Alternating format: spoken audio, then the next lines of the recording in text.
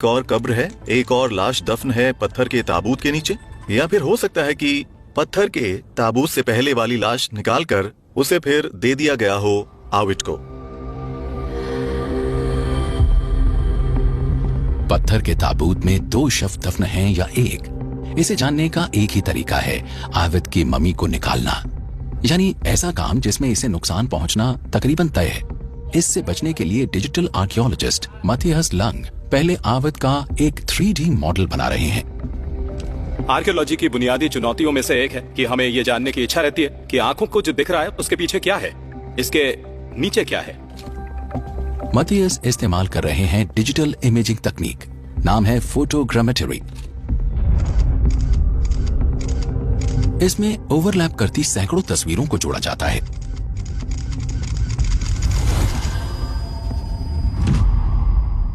तो मैं यहां से शुरू करके हर कोने की हर एंगल से तस्वीरें लूंगा, जिससे हर चीज की एक बहुत साफ तस्वीर मिले। आर्कियोलॉजी के लिए शायद 3D टेक्नोलॉजी सबसे सही है, क्योंकि इससे साइट पर जितनी बार चाहे नजर डाली जा सकती है।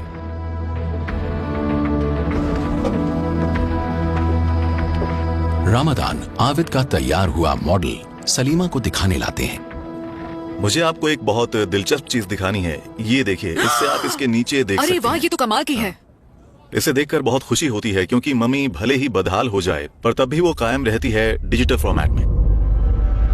3D मॉडल आविद के पत्थर का ताबूत ही नहीं, उसकी मम्मी को भी दिखाता है, और रामादान को नजर डालते ही एक गजब की चीज दिखती है। लेकिन पहले उधर ताड़ीहोर की कब्र पर अगला कदम है उस औरत के बारे में और जानने की कोशिश करना। हमारी जानकारी अभी अधूरी है इस गजब की औरत के बारे में। एज, हेल्थ कंडीशन, ताड़ीहोर से जुड़े कई सवालों के जवाब चाहिए, और इसका बस एक तरीका है, इसकी बॉडी की जांच करना। और ये काम शुरू होता है उसके जर्जर ताबूत के ढक्कन को हटाने से। तैयार हो तुम? हाँ बस।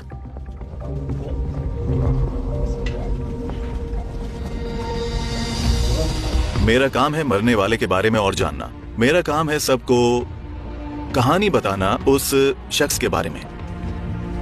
एंशिएंट इजिप्ट वाले क्या कहना चाहते थे? इतना पैसा और मेहनत लगाकर इस तरह से दफनाकर वो हमें कोई कहानी सुनाना चाहते थे। This is unbelievable. सकारा के नीचे कब्रगाह में डॉक्टर रामादान हुसैन और उनकी टीम अभी तक की अपनी जांच के सबसे नाजुक काम की तैयारी करती है। ताबूत का ढक्कन हट चुका है, ये ताड़ीहोर की मम्मी की बारीकी से जांच कर सकते हैं। Oh my God. रामादान सबसे ज्यादा हैरान ताड़ीहोर की बाजुओं को रखे जाने के तरीके से हैं। लेफ्ट आर्म मोड़ कर रखी गई है चेस्ट पर, और राइट आर्म बॉडी के साथ लंबाई में। ये बहुत हद तक तो उन औरतों में होता था जो किसी भी तरह रॉयल फैमिली से जुड़ी होती थीं या फिर मजहबी काम करती थीं। बेशक ऊंचे ओहदे की औरत की आर्म्स इसी तरह रखी जाती थीं। मजहबी या शाही जुड़ाव का ये इशारा हैरान कर देने वाला है। ये एक और सबूत है, न सिर्फ ताड़ीहोर की दौलत का, बल्कि उसके सामाजिक रुतबे का भी। हम कुछ और नजदीक हुए हैं ताड़ीहोर के। ये काम किसी चीज से परतें हटाने जैसा है।